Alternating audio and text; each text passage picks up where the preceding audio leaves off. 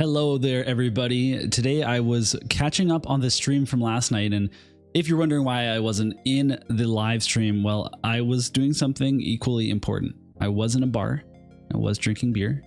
Okay, that's pretty important to me. So I'm gonna go over kind of what I took down as notes when I was watching the live stream this morning, and it's not gonna cover literally everything that happened. If you're really interested in that, you can rewatch the live stream. This is just kind of like my highlights, what I thought was important or an interesting, and we'll kind of go through that right here. So as they set up for the outline of what they were going to talk about, they mentioned or kind of hinted that the Hio trailer was accidentally posted, which is kind of funny. I had assumed as much, and they asked us to be surprised or pretend that we were surprised when the Hio video comes out for real. And they blamed a cat for walking across the keyboard and posting the video, which I thought was kind of a unnecessary drive-by to cats. I think cats, really get the short end of the stick in life in terms of being blamed for things. And, I thought Gumi would be better than that. So, let's rack up one complaint already for Gumi. But then they went in and showed us the Final Fantasy VII Remake Intergrade collaboration trailer. And so we saw all the units, etc. And what we learned was that Sephiorth and his VC are coming this week, and that Yuffie and her VC are coming the following week, so March 22nd and March 29th, and the VC for Yuffie is free. You have to complete some quests in order to get all the upgrade materials for it, which is awesome because it's a very, very strong VC. Love to see it. Now, they also... This is actually what my note was. They revealed that Sephiroth's VC is going to have an all-elemental resistance upgrade for him specifically. Jesus Christ. Like, seriously. So in case you don't know, he already has 20% elemental resistance on a passive, and then he gets 20% light resistance as a buff that he can give himself and to his allies. So, and he has, I even just for good measure here, I showed that he has a all damage barrier that he can apply to himself as well. So he really can become pretty sturdy in terms of, just taking some hits and not taking as much damage from those hits as you would be hoping he would. He doesn't have courage or re-raise or anything, but of course we have the, Halloween Rider used TMR for him, which I'm sure, many people might experiment with, although, there's something to be said about how many TP buffs can he actually use and what buffs do you want him to use. But this is kind of crazy. So I gotta think that maybe this all elemental resistance up they're going to give him on the bestowed is like 5%. I hope. If it was 10, that would be pretty crazy to get up to 30, and that that does stack with all other elemental increases. So, for example, you can have that, but you can also have a VC that gives dark resistance up or light resistance up, whatever it is, and that still stacks on top of that. So if you had all of those things together, you could have with VCs alone and the passive 45% to like a resistance if this is 5%. So that's really, really strong. I know that we're very used to there always being global upgrades, so it would be kind of weird if they didn't give a global upgrade. We would probably complain about that, but why did they give such a strong one? Why couldn't it just have been slash attack up or something? Like, I don't really understand this at all. It seems pushed. Hopefully it's a small amount since I'm not going for Sephiroth, so I don't want to see him buffed too much. And then we have his sword, which gives him some very specific upgrades here. The initial AP 20 is bonkers. That's really, really good. Then there is, it's a katana specifically. And then there's no global buff for Yuffie's VC. So all of a sudden, I was saying, oh, it'd be so weird if they didn't give us a global buff for something. They didn't for Yuffie's VC, so that's weird. But then she also gets a very specific weapon. It's for her and Slime, and it has a nice slash attack resist, piercing rate, and then crit rate and crit damage. Really nice buff, really solid. Just kind of, that's just what she's going to equip. And then after that, we found out about the free summons we're going to get. So there's a lot of them. Make sure you just log on for all of these. Don't miss them. That would suck. Then we saw a roadmap of all the different things like the campaigns that we're going to be getting. The one that I really care about is the Trust Stone Dismantle Limit Up. That is a big quality of life that's been needed for a very long time, and I'm glad that they're doing that. I want to see how much they up it by. But then otherwise, things like Hard Quest Double Up campaigns are always really good to see. So, standard stuff. Okay, so then we have our login bonus. I mean, this is pretty whatever. There's no antlers. Don't miss that stuff. And then the new features. Okay, so new features. The one thing I want to point out here is one, the Barracks Bravery Faith. That's a really nice upgrade there. And then the stone statue, they didn't specifically they didn't add what that meant. Is it just like higher values to do it faster or different materials? Like, or I don't know exactly what this is, but it's kind of interesting. So, maybe we'll see something about that this week. I hope so. And then they talked about Transcendence, and I'm not going to lie, it wasn't a good preview of the system. I think maybe they shouldn't have done a tutorial in the live stream. I think that's a lot of pressure on Justin to explain what, and admittedly, it's not like crazy complicated, but it was involved enough that they probably shouldn't have done it in that setting. So I feel bad for Justin having to do that under quite a bit of pressure, and that can't have been easy, but I'm not gonna lie, after he was done going over the Transcendence, the reincarnation system specifically, I felt a little bit apprehensive and worried. But then again, I felt the same way about Trust Stones last year, so I don't hate Trust Stones now, but I actually kind of enjoy them to a certain extent. They are more work than I've kind of wanted to do in the game, but this seems like it will be less work than Trust Stones.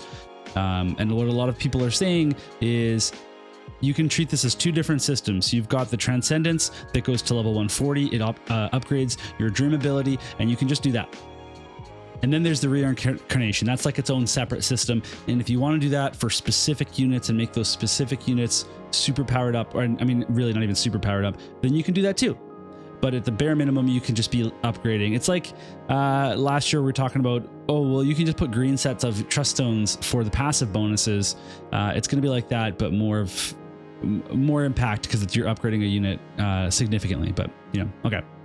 All right, so then we had a PvP and manual tournaments, like auto and manual tournaments running all year long. There's a bunch of qualifiers for different regions, and those people then all get to go to the World Championships. And then there's a last chance qualifier where people can just go in and try to get in from any region. So this is actually really, really, really cool. And I'm very excited for this. All these videos and streams are going to be available to everyone, and you can restream them if you want. So content creators can actually cover the event themselves. And so, for example, I can take like the events and I can make YouTube videos about them, similar to what Cabbage has done in the past, and that is very cool. So I'm actually pretty excited for that. I don't know if I'm going to sign up for anything because I can't commit hard to any schedules. Like, I make content when I have time to make content. I can't do anything that's regularly planned because I just have too many things going on in my life, too many, not just work, but all the extracurricular stuff I do with work. So it's just too difficult to like sign up for one of these, get selected, and then be like, oh yeah, no, I can't actually go. So I don't know. I'll have to look at the dates specifically for the North America competitions, but we'll see. And there's some prizes if you guys are interested.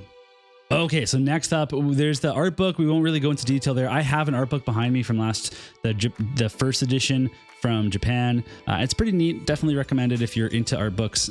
So this one will be very cool as well. It comes with an Amano poster. But then we have the unit popularity contest, and the units have to be from 2022. So let's go take a look at that website right now. Here is the website, and you can see what type of units we have available. So all the Crystal Warriors are here. We've got Alaya, Charisse, Urel, like all those 50 cost units we also got. It's not a very big pool of units, to be honest. Like, and Sadely's here too, which is kind of interesting because he wasn't a unit, but he was a character that was introduced through the story, the young Sadely, that is. So my thoughts here is that there's literally no one standing out to me. Like, my vote is going to be for McLeod, and the reason is that he kind of looks like his armor reminds me of FF4 armor, so I'm just going to go ahead and I'll vote for him. But to be honest, I feel like it's a pretty underwhelming pool of characters. Now, some people will probably disagree with me because they really like these characters, but for me personally, I could care less who wins from this. I mean, I guess not Resnick because she already has a second form, but yeah, no, this is fun. People are gonna probably, be really psyched about the popular character that wins, but I wish that it was a bigger pool of units, to be honest. All right, moving right along, we've got the player survey. Make sure you do it, because this is really important for them to get feedback on what we feel and how we, what we think. And it's important to note that, based on the feedback that we gave last year, they decided to do Addison Ray Collab. So, clearly they're taking that feedback and implementing it. So no, this is actually really important though. So I hope everybody does it, and you can even give feedback about that event probably. So, I will. And then they have the question and answer section, and this is a really interesting section. This is the meat of the video that I wanted to talk about. So let's hit it. This is the first question about the discontent about the materials for Transcendence, and their answer for that is that they're going to give us a 120 MindSphere ticket, so you can use this on non-limited units all the way up to 100 costs, but no time-limited or collab units. And they're considering making similar gifts available in the future. So it's very generous and it's nice, but it doesn't really affect my concerns with the system at all. So I don't really it's fine. This is a super generous gift, and I am very grateful for it. Then we had a question about the Transcendence upgrades for all of these global units, and this is very, very interesting. So they said that they're going to give upgrades in April, so very, very soon, to Dwayne, Freya, Zazan, and Starlight Elena. And all other Glex will have to wait to get their Transcendence over time. I think that it's good that they're addressing some of them right away. I feel like a lot of people are going to feel like they just didn't win the lottery. And like Dwayne and Zazan and Freya makes sense to me because they're a lot older and a bit out of it, in terms of their usability. Starlight and Elena doesn't make sense to me. I actually think Shadowlink should have been on here. I think Shadowlink should have been the fourth unit instead of Starlight Elena. That's just my thoughts though. And then we got a question about filtering and sorting. So they are going to add some sorting features that are in JP. So attack type for units and equipment. You can sort by party effects or by bestowed effects for VCs. So that all seems fine. They're going to get that out to us ASAP, and then they'll give us more information on the timing of when it will be implemented as soon as they know. And then we had, when will Final Fantasy VIII come? And what's the one takeaway here is basically there's no takeaway. Like they said, okay, we can't comment on that. Collabs and reruns are coming next year, etc. And we already know that Full Metal Alchemist is coming. We know that Final Fantasy VI is rerunning. But what's really interesting is that they did specifically say Nier out loud. They said the word Nier. And so that's actually like something like it's like they've acknowledged it. So maybe it could come back. I don't know. That's better than them like not even bringing it up at all in a list of collabs. Like that's good news. When there's no news at all, like that's something that you can be positive about. Okay, and then do you have any plans for PvE content like tough boss fights? They just kind of hinted at the Chamber of Arms content and mentioned the Genji Glove and the Blood Sword. And then there was a question about the retrieval of laundered, which I thought was a hilarious term. Visior, so that's Visior that people spent on banners that was from the offer wall situation. So they apologize for the bug. They deeply regret how much it affected us. They're working to recover that Visior that people got erroneously, and they will work to collect the illegal Visior that entered the system. They're going to give out people the correct amount of Visior that they rightly deserve from those offer wall offers they completed. And then their first priority then after that is to make sure there's no more bugs, and then they can reopen the offer wall. And they stated that they think it's a positive effect that the offer wall has on the game, and giving people that are willing to trade time for Visior, opportunities to get some Visior for the game, whereas other people can just spend money and get Visior. So that was a very interesting note. They didn't really talk about compensation, and that was kind of interesting. I feel like that should come out at some point, because it's just at this point when they've shaken the faith of so many players, some show of good faith is necessary. So I guess they weren't ready to talk about that, so we did not get any information about that. Okay, and then there's the gifts. That's the last thing we'll talk about. So these are the live stream gifts. The antlers are really nice to see. That's what you need to take a unit to 140. The scrolls are for the reincarnation. The antlers are really solid, and they're think of antlers like the new blossoms, and they're super rare. So we want every single antler we can get. The rest of this is fine. Then there's the producer gifts. So this is very standard for producer gifts. and there's lots of VIIIR there. There's no antlers in this. It's all older materials. It's kind of funny, still only 6 blossoms. Not that I'm complaining. I'm really happy to get blossoms, and I don't spend them too freely still, so I have lots saved up in case I need them. But you know, those are going to become more and more common as the game goes on here. What is interesting is 30 amnesia due. I think that's huge, so we can really customize our espers more often when we need to do that without spending any VIIIR. Okay, that's it for my summary. I'm kind of a, you know, chiller, a little more dry video, but you know, there's some interesting stuff. Sephiorth upgrade's definitely interesting, and I'm gonna be back soon enough. I'm gonna do a Sephiorth review video. Hopefully tomorrow. I'll be filming and putting that up, but I'll also be working on some new player videos soon as well. So I have like scripts written for stuff. I just need to find the time to film and edit. So I'll see you all soon. Goodbye.